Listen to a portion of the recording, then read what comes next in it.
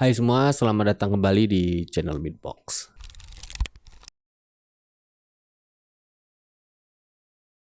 Ya, dari sekian banyaknya video Meatbox tentang Jepang ya, ternyata gue belum pernah nih ngebahas mitologinya. Padahal ini lumayan asik dan seru juga buat dibahas.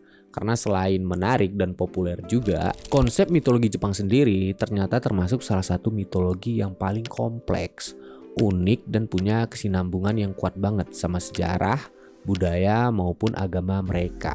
Maka dari itu di video kali ini gua bakal ngebahas sedikit tentang mitologi Jepang, mulai dari asal usul penciptaan dunianya sampai ke para dewa dewinya. Gimana? Seru kan? Ya udah seperti biasa langsung aja siapin cemilan, kopi dan headset biar kalian makin enduy lagi dengerin ceritanya. Kalau udah langsung aja kita gas ke pembahasannya. Enjoy.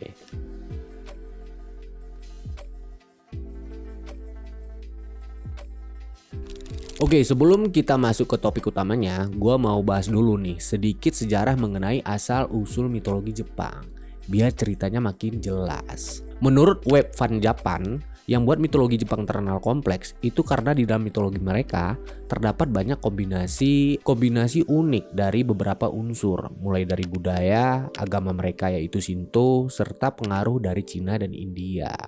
Selain itu, pengaruh-pengaruh suku moyang mereka juga ikut ambil peran di cerita mitologi ini, yaitu orang-orang dari kepulauan Ryukyu dan juga suku Ainu.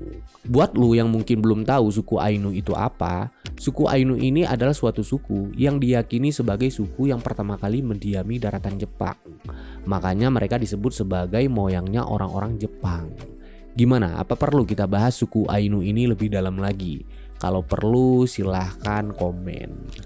Nah, awalnya di zaman dulu mitologi dan legenda Jepang sendiri meluas melalui cerita-cerita dongeng maupun lagu-lagu dari para penyair. Tapi seiring berjalannya waktu, para penulis mulai ngebuat versi tertulis dari cerita-cerita dongeng ini yang mereka dedikasikan untuk anak cucu mereka di masa depan, baik dalam bentuk syair tertulis maupun gulungan-gulungan teks. Nah, dari sekian banyaknya kumpulan cerita-cerita ini, ada dua teks kuno yang dianggap paling tua dan merupakan catatan penting mengenai perkembangan bangsa Jepang. Karena selain ngasih informasi penting mengenai asal-usul mereka, dua catatan ini juga memperkuat sejarah silsilah para penguasa. Dan uniknya lagi, catatan ini nggak murni nyeritain mitologi doang, Pak. Tapi unsur politiknya juga ada yang ngebuat kesinambungan antara mitologi dan sejarah nasional mereka tuh bener-bener seimbang. Nah, kedua teks tersebut yang pertama ada Kojiki yang artinya itu catatan hal-hal kuno. Sesuai namanya, teks ini berisikan kompilasi dari macam-macam cerita para dewa maupun makhluk-makhluk mitologinya, mulai dari mitos, legenda maupun dongeng-dongeng dari istana kekaisaran. Dan teks ini juga merupakan teks terpenting di tradisinya adat istiadatnya orang Jepang. Selain itu, Kojiki ini juga ada teks pendampingnya yang disebut Kojiki Deng atau anotasi Kojiki yang ditulis di sekitaran akhir zaman Edo dengan tujuan untuk lebih memahami isi teks utama. Dan yang kedua ada Nihon Shoki yang artinya sendiri sejarah Jepang. Nah, isi teks ini lebih kompleks lagi karena isinya mengenai sejarah resmi tertua bangsa Jepang dari awal mitos sampai cerita awal peradaban mereka. Selain itu, unsur politik teks ini juga kental banget, mulai dari masuknya pengaruh Cina dan agama Buddha sampai mengenai reformasi pemerintahan atau yang dikenal juga sebagai Taika no Kaishin. Nah, karena semua hal inilah Nihon Shoki kemudian dijadiin teks kunci untuk memahami perkembangan bangsa Jepang.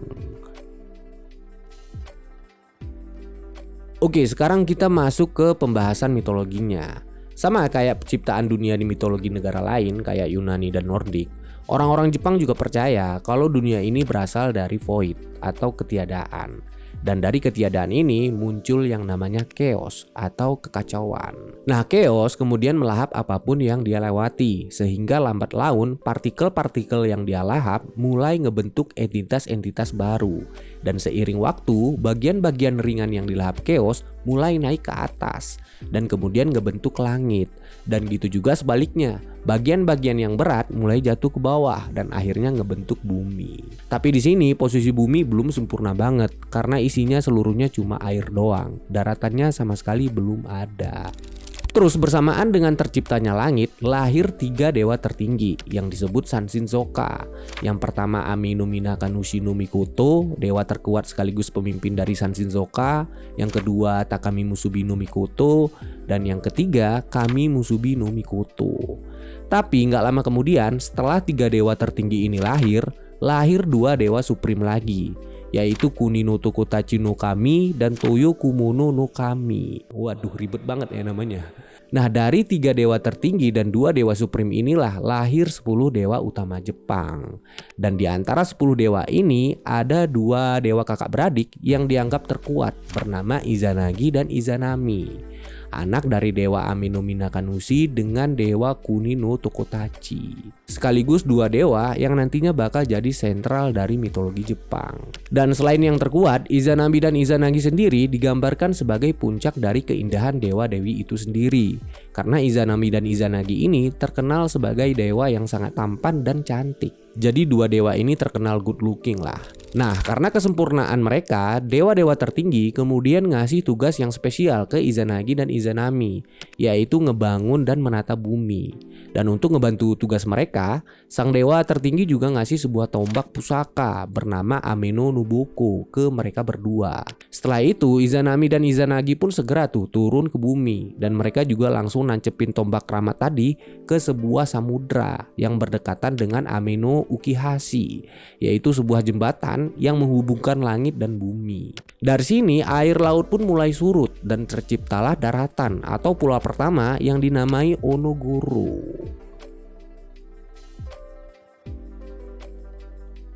Setelah beres menciptakan daratan, Izanami dan Izanagi pun kemudian tetap ngelanjutin tugas mereka. Nah, di fase ini tercatat Izanagi dan Izanami kembali nyiptain daratan luas yang disebut Oyashimakuni, yang isinya itu 8 pulau utama Jepang.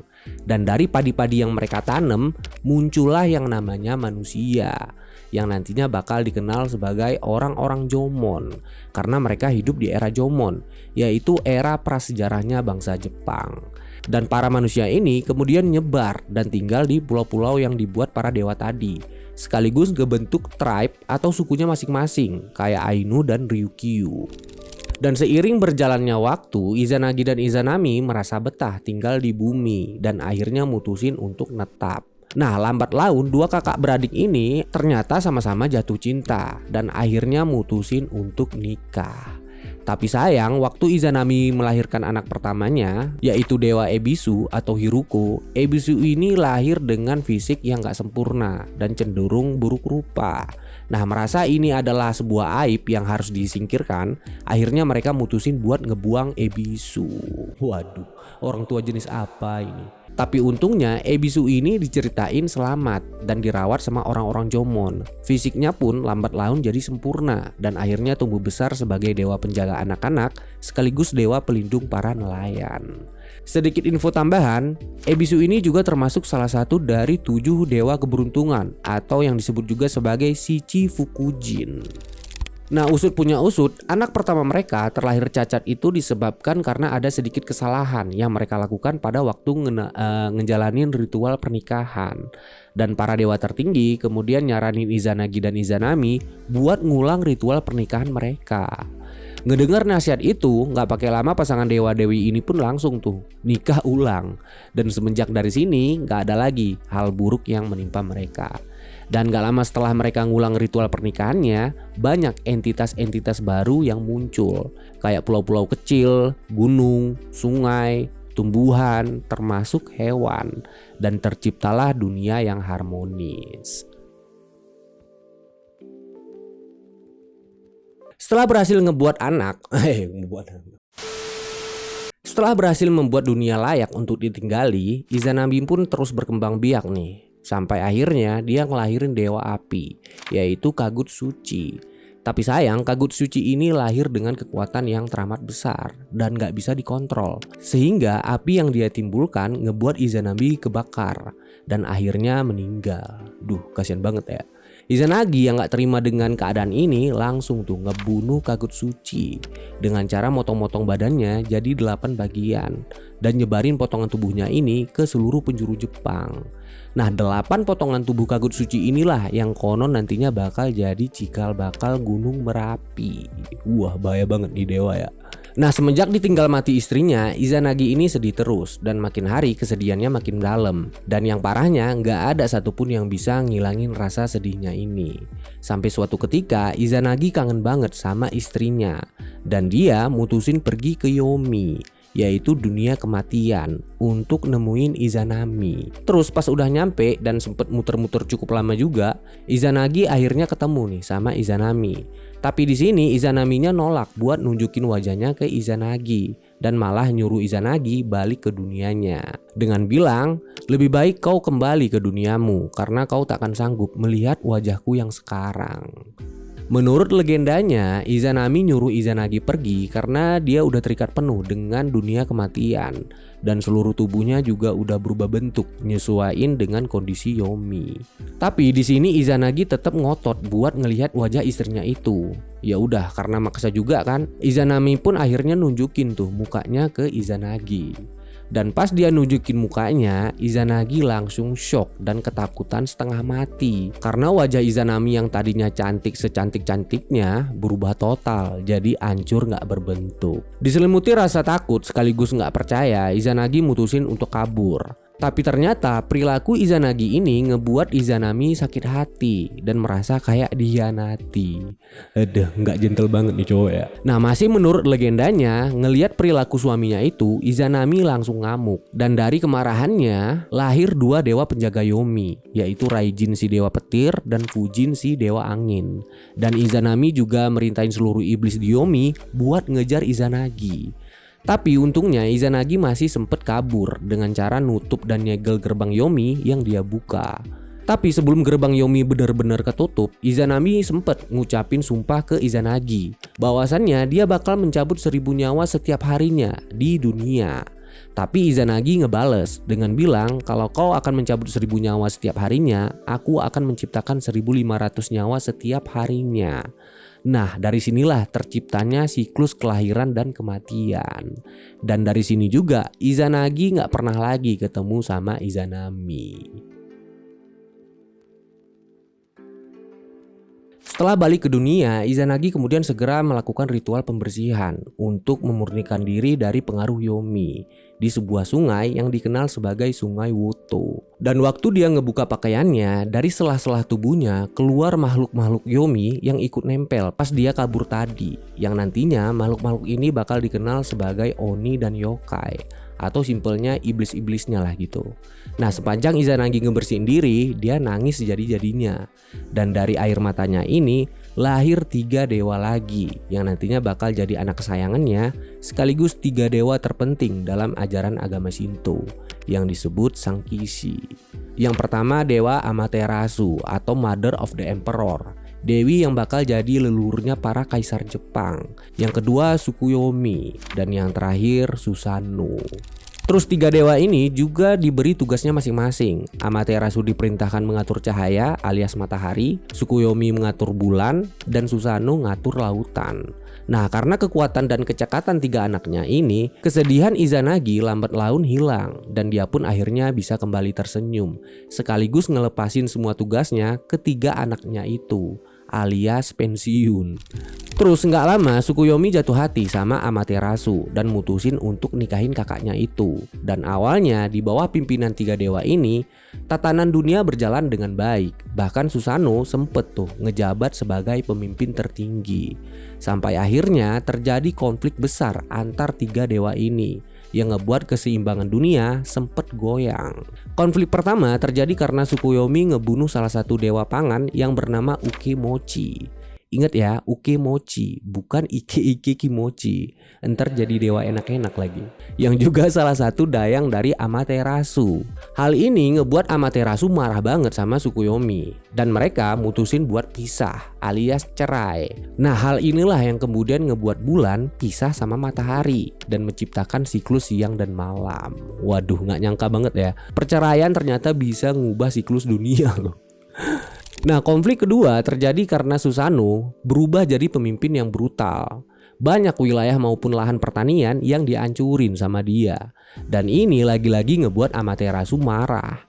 Kesel dengan tingkah adik-adiknya ini, Amaterasu mutusin buat ngurung diri di sebuah goa bernama Ama no Iwato. Dan dikarenakan dia adalah Dewi Matahari, pas waktu Amaterasu ngurung diri, dunia langsung gelap gulita karena kehilangan cahaya. Ngelihat tatanan dunia yang mulai nggak stabil, 800 dewa dewi yang lain kemudian minta bantuan ke para Sanshinzoka, si para dewa tertinggi, untuk ngebantu mereka mengatasi masalah ini.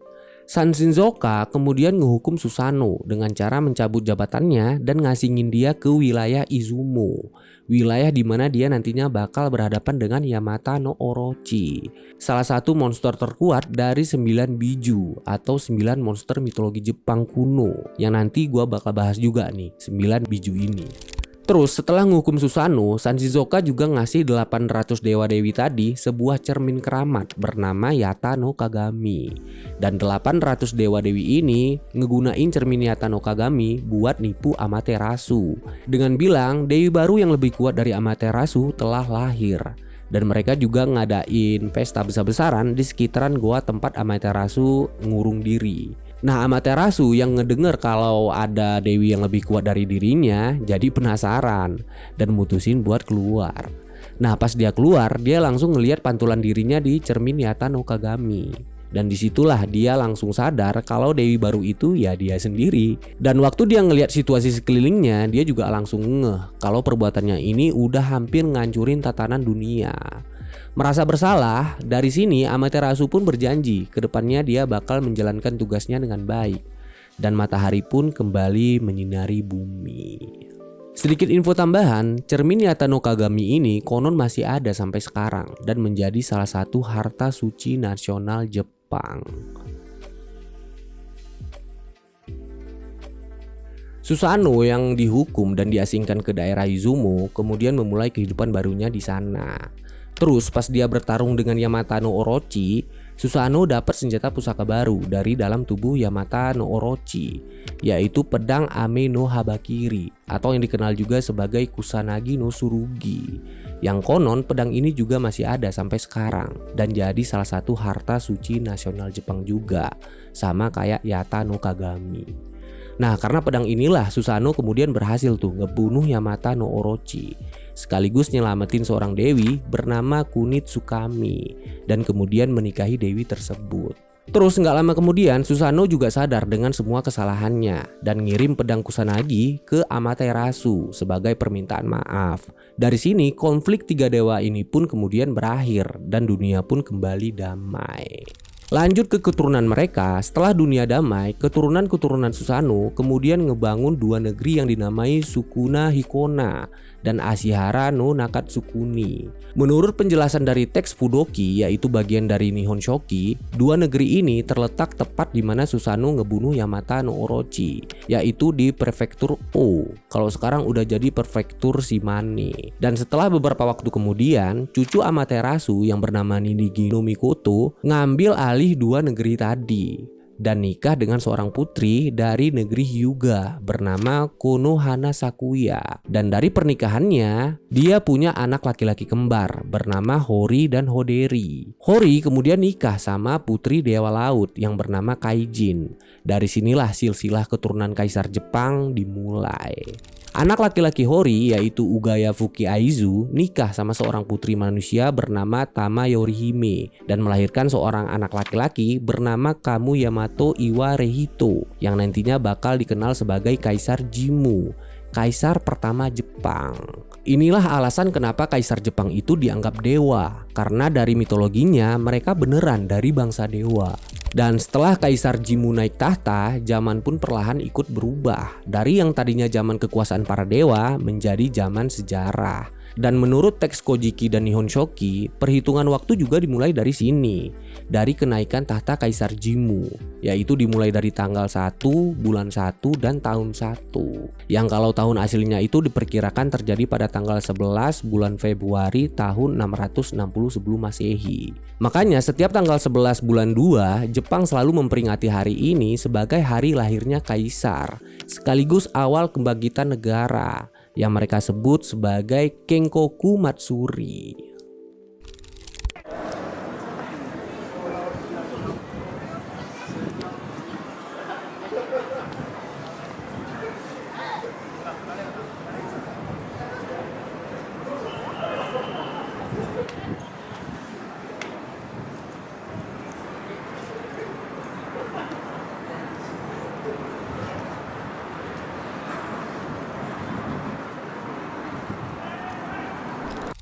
So, itulah dia tadi sedikit informasi mengenai asal-usul penciptaan dunia menurut mitologi Jepang. Gimana menurut kalian? Kalau gua sendiri ya, ini seru banget sih. Walaupun ya cuma mitologi, menurut gua ini cukup menghibur. Karena selain banyak kejadian-kejadian aneh yang terjadi di luar nalar, yang paling ngebuat gua amazed itu ceritanya masih tetap sinkron sama sejarahnya. Gua jadi curiga nih, mungkin dari sini kali ya, bakat-bakat para mangaka Jepang bisa ngebuat plot-plot cerita yang luar biasa. Sejarah mitologinya aja seru parah, Pak. Makanya mereka jago tuh ngebuat alur cerita fantasi yang selalu laris manis di pasaran. Kalau pendapat kalian gimana? Langsung komen di bawah. So ya, mungkin sekian dulu video kali ini karena durasinya juga menurut gua udah cukup lama ya. Tapi gua emang sengaja sih bikin durasinya segini biar clear aja gitu. Jadi kalian gak request lagi soal asal-usul mitologi Jepang. Dan kalaupun harus ngebahas lagi, ya paling enggak pembahasannya udah mulai gampang lah untuk kalian cerna. Karena akarnya udah kalian pahami juga kan. So ya, semoga video ini menghibur dan nambah wawasan juga buat kita semua. Kalau ada kata-kata yang kurang berkenan gue minta maaf, dan kalau ada yang salah dari cerita ini mohon dikoreksi. Jangan lupa subscribe dan like kalau kalian suka dengan channel ini. Makasih udah nonton, hope you enjoy and see you guys in the next video. Peace out.